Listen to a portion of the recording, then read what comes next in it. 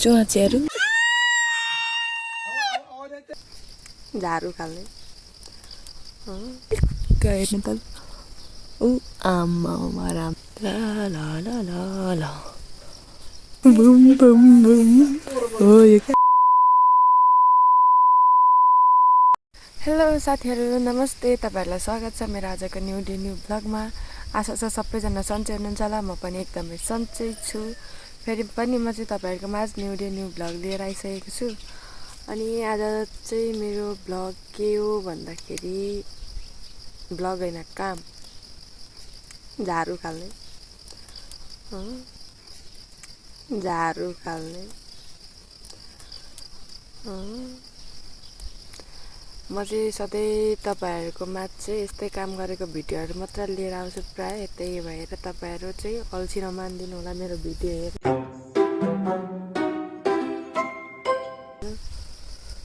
अनि अब म चाहिँ झाडु खानु पर्ने छ। यो टनेलको टनेल हेर्नु त हो यस्तोको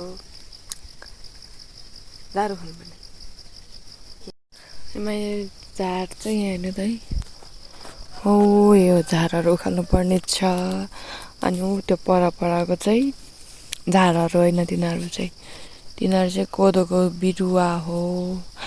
मैले उखाल्नु पर्ने चाहिँ यिनीहरू नै हो। अनि उखालिसकेपछि यो मलहरू छरेर हेमन्ते भाइले जोत्यो भने जोत्यो, नत्र खन्नु पर्ने अरे। अब त्यो चाहिँ अहिले भरे नै थाहा हुन्छ के गर्नुपर्ने भनेर।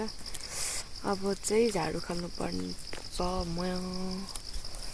यहाँनिर काँक्रा फलेको रहेछ। अब त्यो काँक्रा खाने हो अहिले एकछिनमा। कडमकुडुम हेर्दै गर्नुहोस् के कस्तो हुन्छ मेरो आजको ब्लग चाहिँ।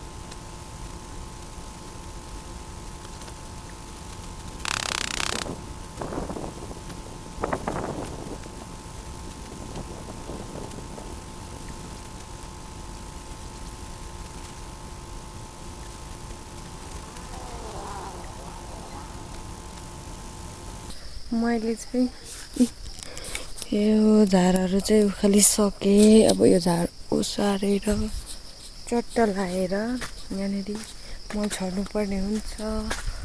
मल छरेर अनि सायद जहाँसम्म लाग्छ अब खन्नु पर्ने नै हुन्छ। अच्छा त्यही भएर अल्छी लाग्दैछ।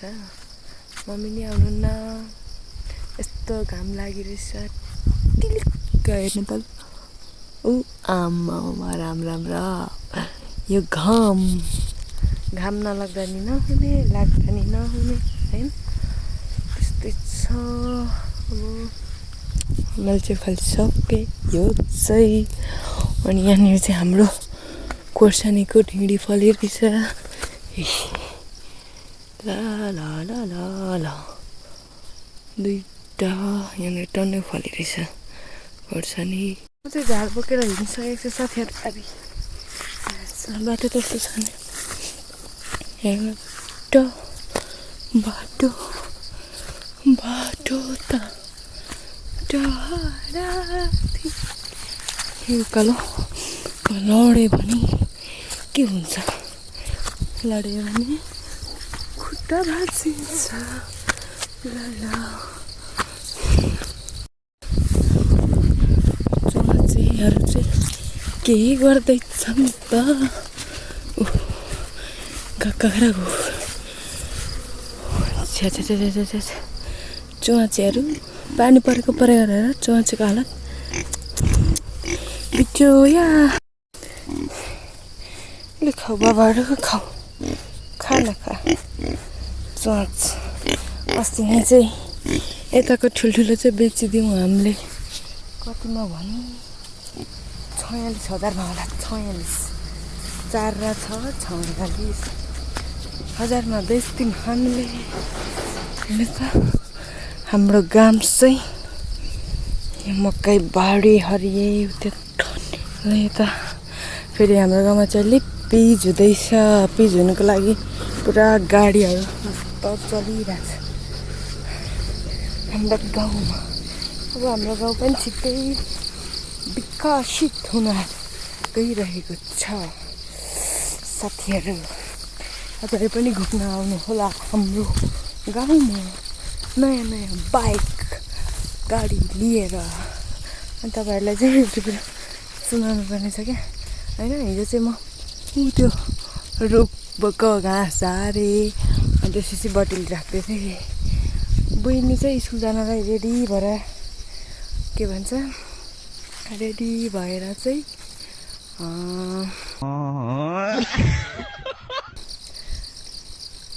खाना खान आएको थियो अनि त्यसपछि म चाहिँ घाँस बटुली राख्दै थिएँ लास्टमा त्यसले मलाई बाँदर जस्तो देखेछ अन्त मम्मीहरूलाई मम्मी घर छेउमै बाँदर आयो भनेर त धन्नाले मलाई ढुङ्गाले हानेन कहाँ से आते हैं माथि घरबाट त्यहाँबाट मलाई हुन्छ अन्त हो कहिलेकाहीँ त्यस्तो पो हुन्छ त जिन्दगीमा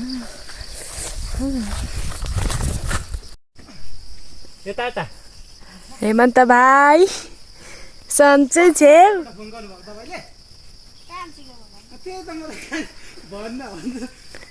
यो होइन क्या मिसिन हामीले स्टाफ गर्नु भनेको हुँदै हुँदैन मलाई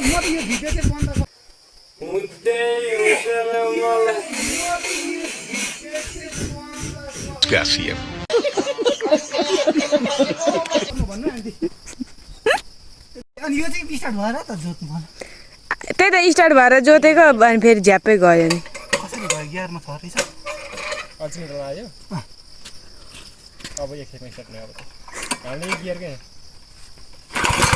अनि हाम्रो यत्रो बेर हेर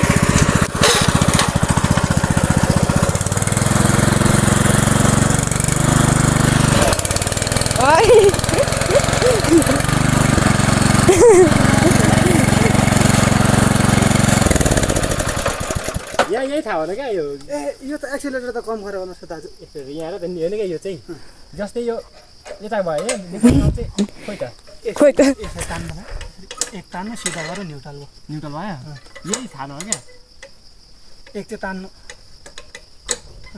सिधा पार्नु त सिधा पार्नु न्युट्रल आयो न्युट्रल भयो न्युट्रल ठिक छ यति यो यो यो एक्सिलेटरको तार पहिला काट्यो घरि यो लुट्छ अनि त्यो यति चाहिँ पार्नै पर्छ यति चाहिँ अनिवार्य हो अब एकखेपमा स्टार्ट हुन्छ उ त्यहाँ आउनु भएको छ चोक तानेर चोक अनिवार्य आउनु चोक त अनिवार्य नै चाहिन्छ एकछिन अनि यो त अनि तिमी त्यहाँ हो कि मैले भनेको त चोक अनिवार्य अफ गरिदिउँ हेमन्त भाइ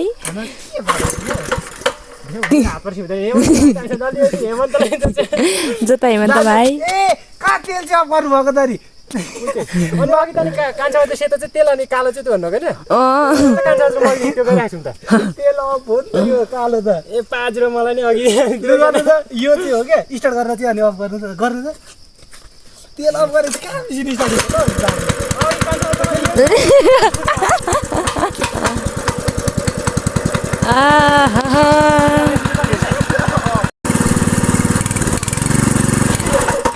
लु त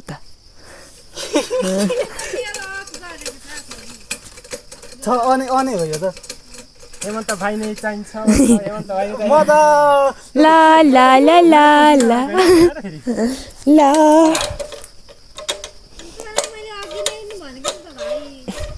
हेमन्त भाइले मात्र चिन्ने रहेछ यो ट्र्याक्टर बाँदर रुनु गएको होइन के भन्नुहुँदैछ हौ तपाईँले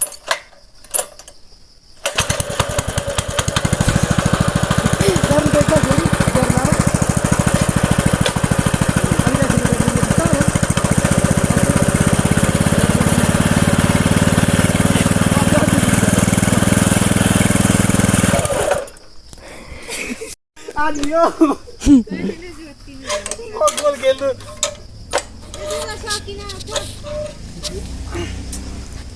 मन त भाइ जोता जोता हामी यहाँ बसेर हेर्छौँ अब त यही जाम भएछ जति भयो नि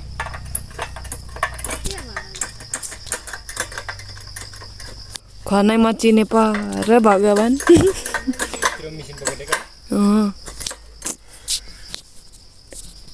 हिया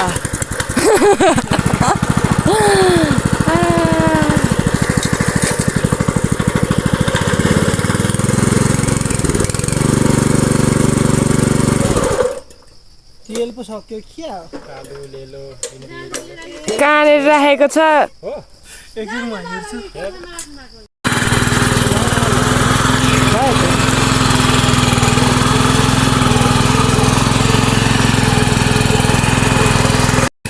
हाम्रो चाहिँ बल्ल बल्ल ट्र्याक्टर स्टार्ट भएर दाजुले जोत्न सुरु गरिसक्नुभयो मैले मलहरू लाएँ अरे छ अरे जम्मै अब मिसिन कराएकोले केही सुनिँदैन त्यही भएर यहाँनिर यहीँ छेउमा बसेर बोल्दैछु म चाहिँ यहाँनिर जोत्नु रहेछ दाजुले म पनि जोत्छु अहिले एकछिनमा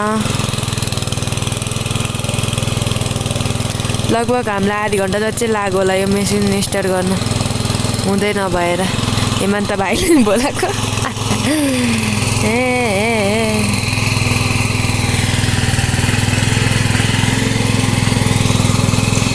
ला ला ला ला ला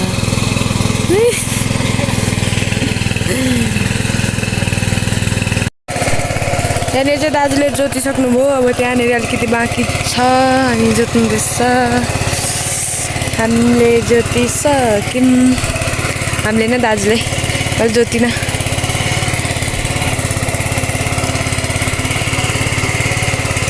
पिँडालु थियो त्यहाँ त ला ला ला ला ए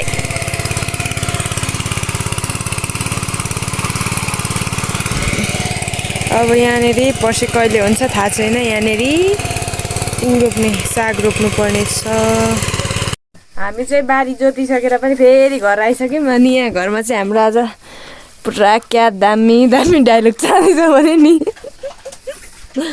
अब त्यस्तै उस्तै हो आगो नबाल्नु भएको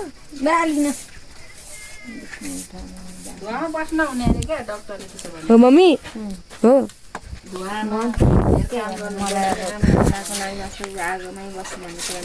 हो कसले मम्मी त्यस्तो भनेको मम्मी नेट चलेको छैन दाजु नेट भन्ने कुरा अब त्यस्तो उस्तै अब एक महिनापछि बल्ल हामी गर्नुपर्छ हो यो केटी चाहिँ आज रिसाएर बुम भइदिन्छे बुम बुम बुम हो यो क्या हो त्यो खुट्टा दुई हो यो क्या हो यो रिसाले बम्ब भएर भइदिन्छ अब करेन्ट खाने होइन त दाजु करेन्ट खाने होइन त हो हुन्छ अब हामी बजारले हानिहाल्नु न अनि खाइहालौँ सुकुटी बनाएर